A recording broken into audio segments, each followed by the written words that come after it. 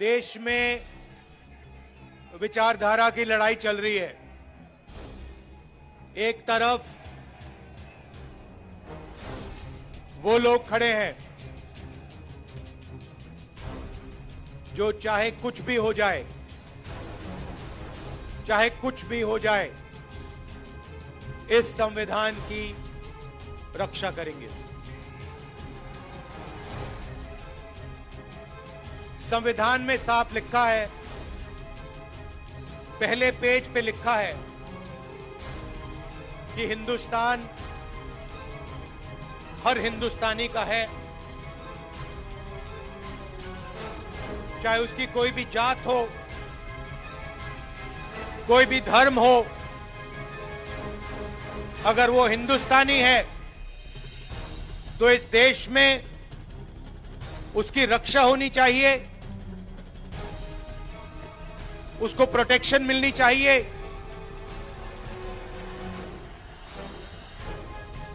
Constitution कहता है। और आजकल बीजेपी के लोग, आरएसएस के लोग इस संविधान को खत्म करने में लगे हुए हैं, नफरत फैलाते हैं, एक भाई को दूसरे भाई से लड़ाते हैं,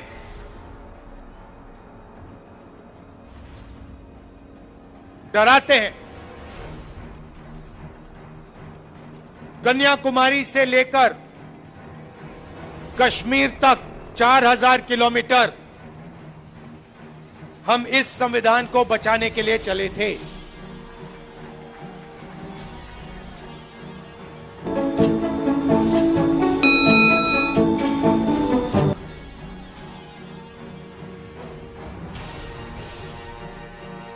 अंबेडकर जी के संविधान पर रोज नरेंद्र मोदी, बीजेपी और आरएसएस के लोग आक्रमण करते हैं।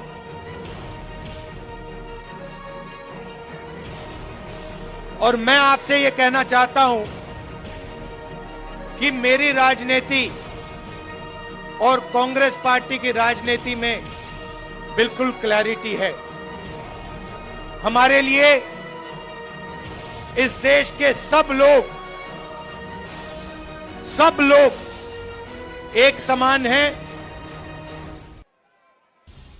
इस देश में मोहब्बत नफरत को काटेगी, हराएगी। मोहब्बत हिंसा को काटेगी और हराएगी। और आप मेरी पूरी लाइफ की राजनीति देख लेना, मैं आज की बात नहीं कर रहा हूं। जब तक मैं जिंदा हूं, आप लिख के ले लो, अगर किसी भी हिंदुस्तानी पर आक्रमण होगा, चाहे वो कोई भी हो, किसी भी धर्म का हो, मुसलमान हो, हिंदू हो, सिख हो, ईसाई हो, चाहे वो किसी भी जात का हो, दलित हो, पिछड़ा हो, राहुल गांधी वहां आपको उसकी रक्षा करते हुए मिलेगा। मेरे लिए हिंदुस्तान का यही मतलब है कि इस देश में नफरत ना हो और गरीब से गरीब व्यक्ति, हर धर्म का व्यक्ति, हर जात का व्यक्ति बड़ा से बड़ा सपना देख सके।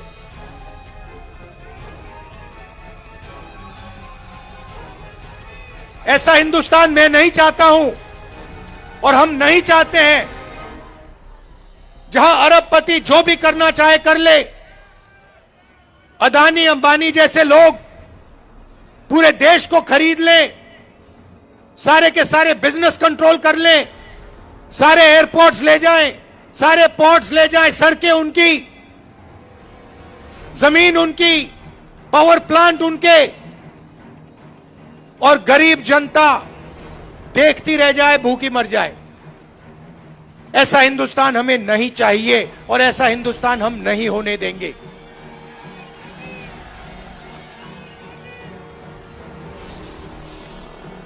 मैं जहां भी जाता हूं, अपनी मीटिंग्स में 2-3 चीजें कहता हूं और यह आपको अच्छी तरह समझना होगा।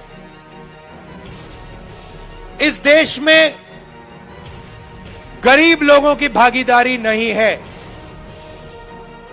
अभी आपने कहा, महंगाई की बात की और आपने कहा कि महंगाई बढ़ती जा रही। मैं आपसे पूछना चाहता हूं, महंगाई बढ़ रही है, कम हो रही है? महंगाई के बारे में नरेंद्र मोदी जी ने और केजरीवाल जी ने क्या कहा था? कहा था कि महंगाई कम करेंगे। हुई महंगाई कम? बढ़ती जा रही है और गरीब लोग गरीब होते जा रहे हैं और अमीर लोग अमीर होते जा रहे हैं। 100 लोग हैं, 150 लोग हैं अरबपति जो हिंदुस्तान को कंट्रोल करते हैं। देश का पूरा फायदा उनको मिलता है। अदानी, अंबानी, नरेंद्र मोदी जी की मार्केटिंग करते हैं। आपने कभी नरेंद्र मोदी जी को इनके बारे में कुछ बोलते हुए सुना है? केजरीवाल जी ने अदानी जी के बारे में कुछ बोला है? कभी बोला है? एक शब्द नहीं बोलते हैं, एक शब्द नहीं बोलते हैं। और मैं साफ बोलता हूं कि हम अरबपतियों का देश नहीं चाहते हैं। मैं जाति जनगणना की बात करता हूं और मैंने उदाहरण दिया, इस देश में कम से कम 50% पिछड़े वर्ग के लोग हैं। 50% पिछड़े वर्ग के लोग हैं। 15% दलित हैं, 8% आदिवासी हैं, 15% माइनॉरिटी हैं। आप सरकार की कोई भी संस्था देखो, बड़े से बड़े बिजनेस देखो, जुडिशरी देखो, आपको पिछड़े वर्ग के लोग, दलित, आदिवासी, माइनॉरिटी के लोग नहीं मिलेंगे। मैंने उदाहरण दिया था, हिंदुस्तान की सरकार को 90 IAS अफसर चलाते हैं। पूरा का पूरा बजट ये बांटते हैं। सड़कों में कितना पैसा जाएगा, एग्रीकल्चर में कितना पैसा जाएगा, डिफेंस में कितना जाएगा, बिजली में कितना पैसा जाएगा, निर्णय ये लेते हैं। 90 लोग हैं। 90 में से 50% आबादी पिछड़े वर्ग की है देश में। 90 में से 3 पिछड़े वर्ग के हैं। आबादी आपकी 50%, आबादी आपकी 50%, भागीदारी आपकी 90 में से 3। और बजट की बात आती है तो जो ओबीसी वर्ग के अफसर हैं वो 100 रुपए में से 5 रुपए का निर्णय लेते हैं। दलितों की आबादी 15% है। 90 में से 3 अफसर उनके 100 रुपए में से 1 रुपया का निर्णय वो लेते हैं। मतलब अगर आपने पिछड़ा वर्ग, दलित वर्ग मिला दिया, जिनकी आबादी 65% है, उनकी भागीदारी 6%। 100 रुपए में से 6 रुपए का निर्णय ये लोग लेते हैं। बड़ी बड़ी कंपनियां हैं, अदानी, अंबानी, टाटा, बिरला, 500 सबसे बड़ी कंपनियों की लिस्ट निकालो और आपको दिखेगा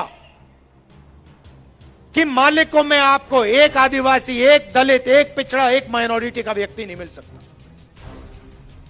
मैनेजमेंट टीम के नाम निकालो, आपको एक पिछड़ा वर्ग का व्यक्ति नहीं मिलेगा। एक दलित नहीं मिलेगा, एक आदिवासी नहीं मिलेगा। यह हिंदुस्तान की सच्चाई है। और जब मैं जाति जनगणना की बात करता हूं, नरेंद्र मोदी जी के मुंह से एक शब्द नहीं निकलता और केजरीवाल जी के मुंह से एक शब्द नहीं निकलता।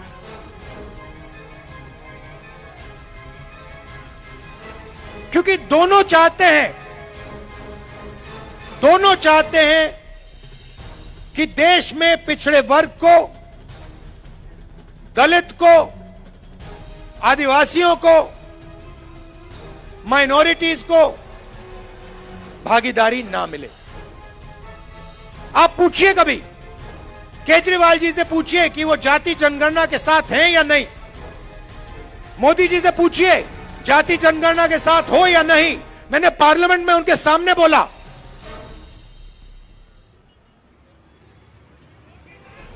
नरेंद्र मोदी जी बैठे थे, मैंने उनसे साफ कहा, नरेंद्र मोदी जी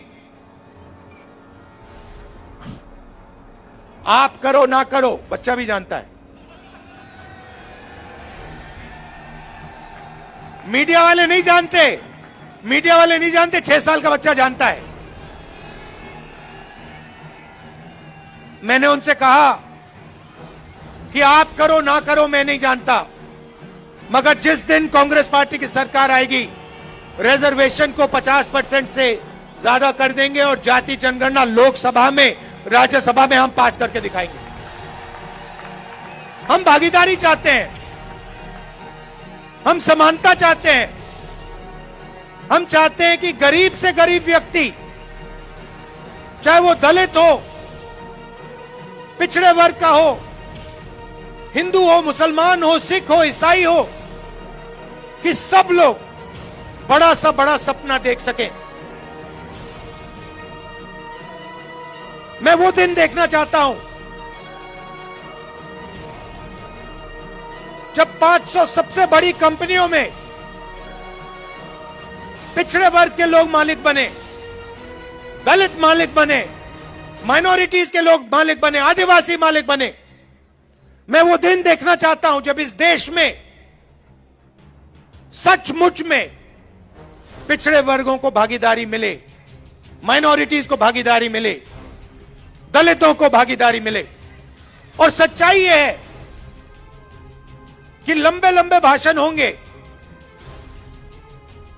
केजरीवाल जी भी करेंगे, नरेंद्र मोदी जी भी करेंगे, मगर जब भागीदारी देने की बात आएगी तो सिर्फ कांग्रेस पार्टी भागीदारी दे सकती है। चाहे मनरेगा हो, भोजन का अधिकार हो, जमीन अधिग्रहण बिल हो, किसान का कर्जा माफ हो, स्कॉलरशिप्स हो और संविधान हो, ये सब काम कांग्रेस पार्टी ने आपके साथ मिलकर आपके लिए किया है। आप पूछिए, जाके केजरीवाल जी से पूछिए और उनसे कहिए कि वो पब्लिकली कहें, देश के सामने कहें कि वो रिजर्वेशन बढ़ाना चाहते हैं और वो जाति जनगणना करवाना चाहते हैं। हमारी सरकार आएगी दिल्ली में, एकदम हम जाति जनगणना करके दिखाएंगे और सबको पता लग जाएगा, दलितों को पता लग जाएगा कि आपकी दिल्ली में, दिल्ली की सरकार में, दिल्ली की संस्थाओं में, दिल्ली के गवर्नमेंट में कितनी भागीदारी है। आपको पता लग जाएगा, पिछड़ों को पता लग जाएगा कि आपकी कितनी भागीदारी है। आज जहां भी आप जाते हो, सरकार की संस्थाओं में आप जाओ, अस्पतालों में जाओ, प्राइवेट अस्पतालों में जाओ, प्राइवेट कॉलेजेस में जाओ, आपको पिछड़े वर्ग के लोग नहीं मिलेंगे, आपको दलित नहीं मिलेंगे। यह सच्चाई है हिंदुस्तान की। और जाति जनगणना एक क्रांतिकारी काम होगा। मैं आपको कह रहा हूं, दिल्ली की सरकार आएगी तो यहां करेंगे और नेशनल लेवल पे लोकसभा में मैंने वायदा किया, हम उसको पूरा करके दिखाएंगे।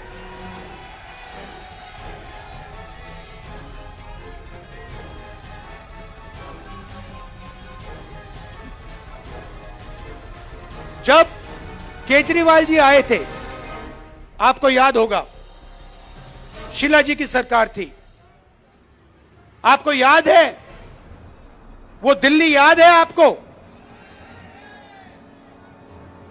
और केजरीवाल जी आए और केजरीवाल जी ने बहुत बड़ा प्रचार किया, दिल्ली को मैं साफ कर दूंगा, भ्रष्टाचार मिटा दूंगा, पेरिस बना दूंगा। अब देखिए हुआ क्या। आप देखिए बाहर चला नहीं जा सकता है, ऐसा पोल्यूशन है, बाहर चला नहीं जा सकता है, आधे लोग बीमार रहते हैं, कैंसर बढ़ रहा है, पोल्यूशन बढ़ता जा रहा है, महंगाई बढ़ती जा रही है। और उन्होंने कहा था कि भ्रष्टाचार को अरविंद केजरीवाल जी मिटाएंगे।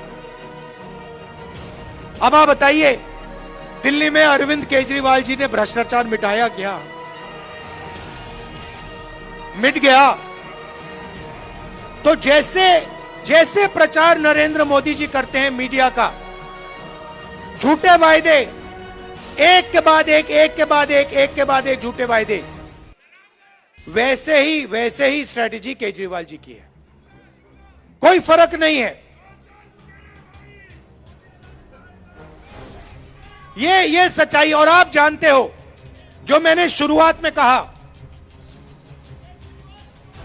अगर किसी भी हिंदुस्तानी पर, चाहे वो कोई भी धर्म का हो, कोई भी जात का हो, अगर कोई भी उसके खिलाफ हिंसा करेगा तो राहुल गांधी और कांग्रेस पार्टी वहां आपको मिलेगी। ये हम में और उनमें फर्क है। देखिए, ये उनमें और हम में फर्क है।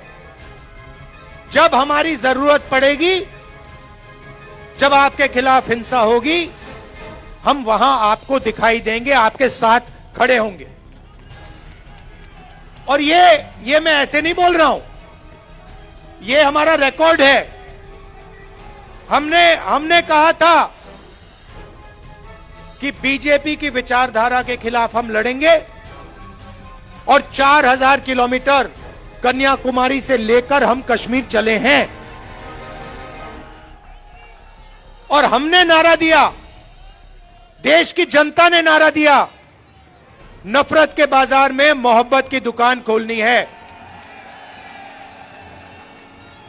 और हमने ये नहीं कहा आपको कि मोहब्बत की दुकान जब ही खुलेगी जब आप हमें वोट दोगे। हमने आपसे कहा, चाहे कुछ भी होगा, ये विचारधारा की लड़ाई है, आरएसएस बीजेपी के खिलाफ हम हैं, आज हैं, पहले थे और पूरी जिंदगी रहेंगे।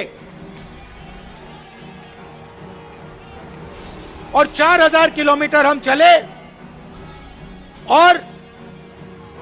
और देश का माहौल हमने बदल दिया। एक नए तरीके की राजनीति हम लाए। और एक तरफ हिंसा और नफरत और दूसरी तरफ मोहब्बत की दुकान, ये सच्चाई है। तो मैं आपको आश्वासन देने आया हूं 2-3 चीजों की। सबसे पहले, हिंदुस्तान सबका है, गरीबों का है, 10-15 अरबपतियों का हिंदुस्तान नहीं है। दूसरी बात, इस हिंदुस्तान में संविधान सबसे जरूरी है, इसकी रक्षा हमने की है। आपने देखा होगा, पहले नरेंद्र मोदी जी 400 पार की बात कर रहे थे, छाती फैला के 400 पार, और चुनाव के बाद संविधान को उन्होंने ऐसे किया, सिर पे लगाया। यह काम कांग्रेस पार्टी ने करवाया है। कांग्रेस पार्टी ने साफ उनको कह दिया कि देखो, बाकी सब ठीक है, अगर संविधान पर आक्रमण किया तो फिर हिंदुस्तान आपको माफ नहीं करेगा, देश आपको माफ नहीं करेगा।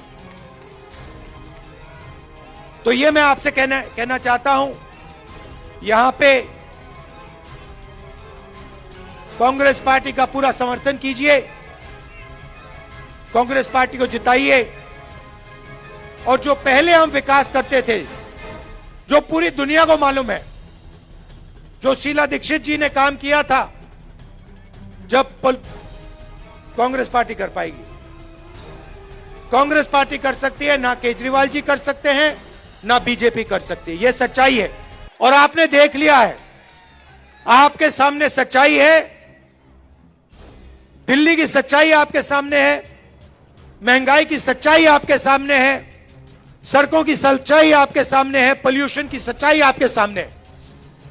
तो कांग्रेस पार्टी को आप पूरा समर्थन दीजिए, हमारे कैंडिडेट्स को यहां जिताइए और दिल्ली में हमारी सरकार बनवाइए। आप सबका बहुत बहुत धन्यवाद। और कांग्रेस पार्टी के जो हमारे कार्यकर्ता हैं, हमारे जो बब्बर शेर हैं, आप सबका दिल से बहुत बहुत धन्यवाद। नमस्कार, जय हिंद।